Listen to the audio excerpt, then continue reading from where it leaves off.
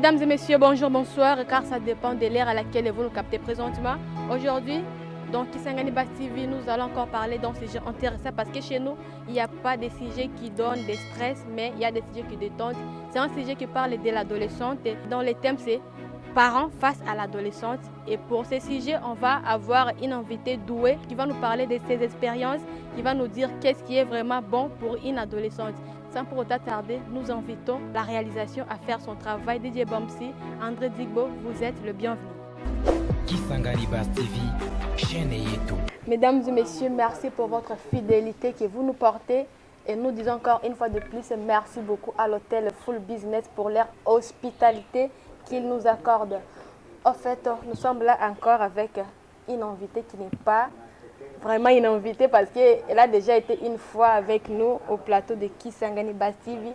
Déjà, Maman Patience, bonjour. Bonjour, Maman Bichon. Maman Patience, nos internautes veulent encore vous savoir avant qu'on commence l'émission. Merci beaucoup. Je réponds au nom de Madame Patience Mboui. Je suis coordinatrice de l'ONG Éveil de la femme.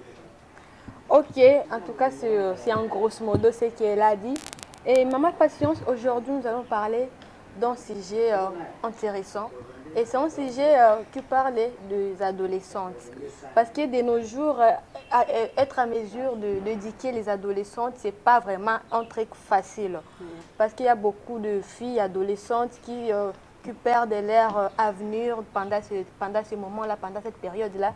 Vous, en tant que parent, en tant que maman, vous avez peut-être quelques mots à adresser au public par rapport au sujet qu'on va parler, parce que le sujet déjà porte sur parents face aux adolescentes.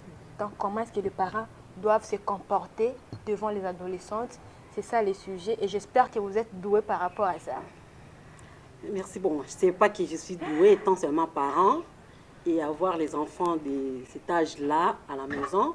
Peut-être on pourra seulement apporter notre contribution par rapport au sujet. Parce que moi, je vous fais confiance. L'autre fois, en tout cas, vous avez fait des interventions qui étaient vraiment waouh et tout le monde avait aimé. Merci. Oui, déjà, sans pour autant tarder, notre première question est la suivante.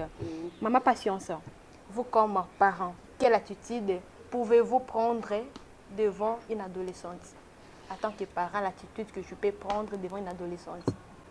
Merci beaucoup pour la parole accordée.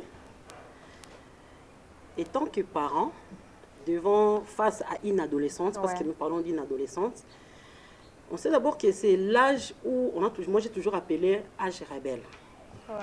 Étant parent, plein d'expériences, je dois chercher les comportements que je dois afficher devant cet enfant. Parce que l'âge là, si on n'a pas un bon comportement, on ne sait pas bien se tenir devant un enfant de cet âge-là, on peut facilement la perdre. C'est tous les filles.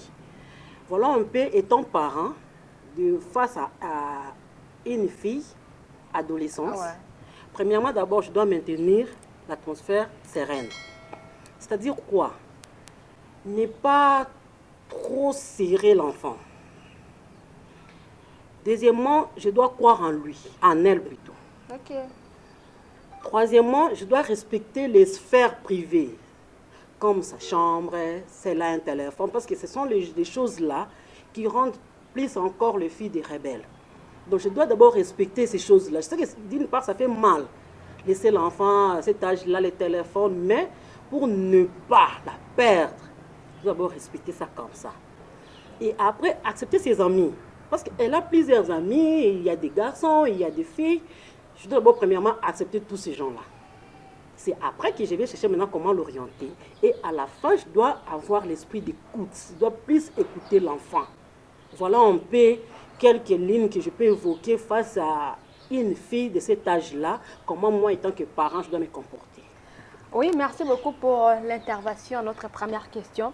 Ma patience, alors pour une adolescente, il faut le conseil, la dictature, on peut dire encore quoi, la douceur, pour que cette dernière arrive à être dans la droiture et être bien éduquée pour ne pas biaiser la route. Donc, il y a beaucoup de mécanismes. Il y a la douceur, il y a les conseils, il y a la dictature, il y a, on appelle ça comment? Il y a en tout cas trop de trucs. Je ne sais pas quel est le mécanisme idéal à adopter face à une adolescente pour que cette dernière ne se perde pas. Merci beaucoup, Madame Wivine. Vous savez, la génération d'aujourd'hui, ce n'est pas comme la génération dont nous avons grandi. Ouais. C'est la génération qu'on appelle génération Android. C'est pas facile. Il faut avoir des nerfs solides d'abord pour avoir maîtrisé une fille adolescente. Voilà un peu les mécanismes qui, parce que moi je dis la dictature, vous risquerez encore de perdre davantage l'enfant. Parce qu'elle peut dire, ah, ma tata mingi, elle fuit la maison à cause de la dictature. On peut aussi être trop douce. L'enfant, elle profite de votre douceur, elle vous tire au nez. Moi, le mécanisme, moi j'ai toujours eu, parce que j'ai des filles de cet âge-là, ouais. J'ai toujours approché les enfants. Je considère les filles comme mes amies. Je parle, je discute avec elles.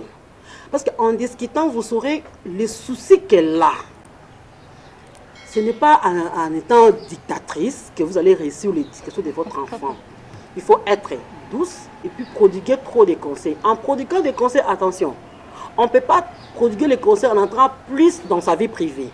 Il faut avoir des réserves parce que vous risquerez, dans ces cas-là, quand vous entrez plus dans ta vie privée, elle peut facilement vous manquer du respect. Parce qu'elle dit, ah, vous êtes parents. C'est facile, l'enfant peut vous manquer facilement du respect. J'ai des enfants, je sais de quoi je parle. Okay. Donc quand vous éduquez un enfant, il faut d'abord accepter sa vie, la période qu'elle passe là, et puis croire plus en elle, discuter plus avec elle, et puis lui laisser un peu d'espace là. Voilà, avec ça, quand vous donnez des conseils, vous laissez un peu de temps, la liberté, pas la libertinage, la liberté de faire parfois ce qu'elle voit, elle trouve que c'est bien pour elle. Là, elle aura plus aussi confiance en vous, elle va vous le réciproquer.